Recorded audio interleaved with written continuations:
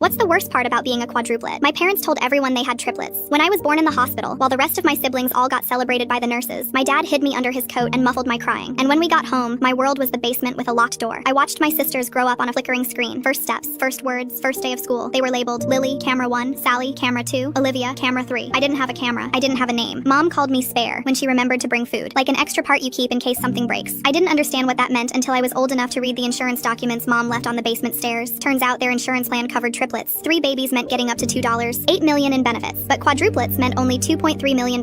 So when they came home from the hospital with 4 newborns instead of 3, they panicked, and they made a choice. I was the sacrifice. And for a while, I thought no one but my parents would know I'd exist. I thought I'd never have a real life. It was late one night when I heard the basement door creak open. I froze on my mattress, heart pounding, because Mom never came down this late. But it wasn't Mom. 3 small faces appeared at the bottom of the stairs, eyes wide with shock. Lily whispered, "There's a girl down here." Sally grabbed her arm and said, "We have to tell someone." But Olivia, the youngest by 4 minutes, just walked over and sat next to me on the mattress. She didn't say anything. She just held my hand. After that, they came down every night. They brought me food, taught me to read better, gave me a name. They called me Grace because Lily said I needed something that sounded like hope. For the first time in my life, I felt like I existed. But the more I learned, the more terrified I became. Because I found other papers in that stack Mom left behind, medical records. I was blood type O negative. And underneath my blood type, my mom left a handwritten note about me that made my stomach drop. She is a 100% tissue match to all 3 of her sisters. She can donate herself to them. I wasn't just a spare, I was spare parts. I wasn't going to live past 12. I was 8 when my parents needed me for the first time. Olivia got sick. There was something wrong with her kidneys. I remember hearing Mom and Dad arguing upstairs through the vent, their voices sharp with stress. Then one morning, Dad came down to visit me with a doctor's bag. He didn't say anything, just ran tests, pressed on my sides, took blood. When he finished, he looked at Mom and said 3 words that made my blood run cold. Perfect. Absolutely perfect. I didn't sleep for weeks after that. Every creak on the stairs made me flinch. Every time the door opened, I thought, this is it. They're going to take me apart. But Olivia got better. The medication worked, and I got to keep my kidneys. For now. On my birthday, my sisters snuck down with a single cupcake and 1 candle. They sang happy birthday in whispers, their faces lit by the tiny flame. When they finished, Lily squeezed my hand and said, "Make a wish to get out. We're going to help you. We promise." I closed my eyes, and for the first time ever, I made a wish. Not for toys, not for freedom, just to exist, to be real, to have someone outside these walls know my name. Then I opened my eyes, and I looked at that candle, and something clicked. I knew exactly what to do. I didn't blow it out. Instead, I stood up slowly, walked to the corner of the basement, and held the flame under the smoke detector. The alarm exploded through the house. Beep, beep, beep. My siblings ran out, and I shut the door so my parents wouldn't catch them. I heard screaming upstairs, doors slamming, footsteps everywhere. Within minutes, sirens, red lights flashing through the tiny basement window. Firefighters kicked down the front door and started doing head counts. They counted my sisters. Then they found me in the basement. The fireman looked at his clipboard, then at me, then back at my parents. His voice was confused but firm. "Who's this one? I've only got 3 kids on record." My parents couldn't speak. For the first time in my life, they had no explanation, no lie ready, no way out. So I spoke instead. I looked at that fireman, the first stranger I'd ever seen in person, and I said the only thing that mattered. "My name is Grace, and I exist."